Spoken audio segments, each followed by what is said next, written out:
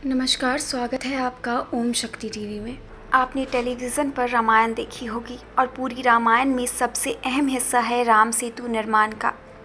राम सेतु एक ही चीज़ है जिसके आधार पर रामायण के होने और ना होने की डिबेट भी की जाती है। इसके अलावा सिर्फ भारत में ही नहीं, विदेश में भी राम सेतु पर रिसर्च किया जा रहा है और कई लोग इस पर अलग अलग दावा करते हैं। कई विदेशी के रिसर्च सेंटर की ओर से कई जांच में पता चला है कि राम सेतु या एडम्स ब्रिज मानव द्वारा बनाया गया है। वहीं इसकी लंबाई को देखकर भी अलग अलग तरह के दावे सामने आते हैं।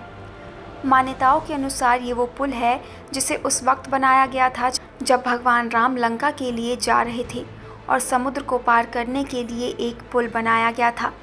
इस पुल की खास बात ये बताई जाती है कि ये वानर सेना ने बनाई थी और पुल के हर पत्थर पर राम नाम लिखा था, जिसकी वजह से ये पत्थर डूबे नहीं।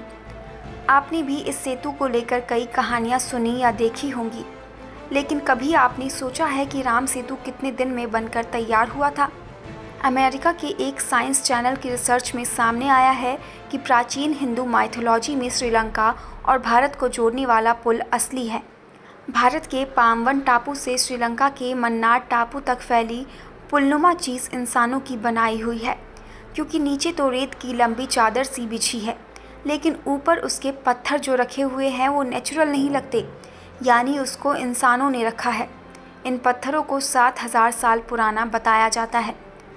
हालांकि अन्ना यूनिवर्सिटी और मद्रास यूनिवर्सिटी की ओर से की गई एक रिसर्च में सामने आया है कि ये पुल 18400 साल पुराना है। ऐसे में दो बातें सामने आ रही हैं, क्योंकि एक रिसर्च में 7000 तो एक रिसर्च में 18400 साल पुराना बताया जा रहा है। वैसे इस पुल की लंबाई को लेकर भी कई तर्क हैं। साइंस से जुड़े लोगों की रिसर्च में पता चला है कि ये पुल 35 किलोमीटर से 48 किलोमीटर के बीच का है। दरअसल हर रिसर्च में अलग दावा किया जाता है। हालांकि धार्मिक मान्यताओं के अनुसार ये पुल काफ़ी ज़्यादा लंबा है।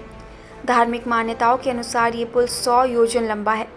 अगर योजन के हिसाब से बात करें तो एक योजन 8 किलोमीटर होता है, जबकि कुछ लोग इसे 12 किलोमीटर का बताते हैं।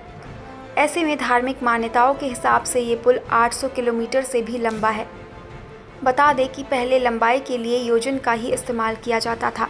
जैसे आपने हनुमान चालीसा में भी एक लाइन पढ़ी होगी, जुग सहस्त्र योजन पर भानु, लील्यौ ताहि मधुर फल जानो।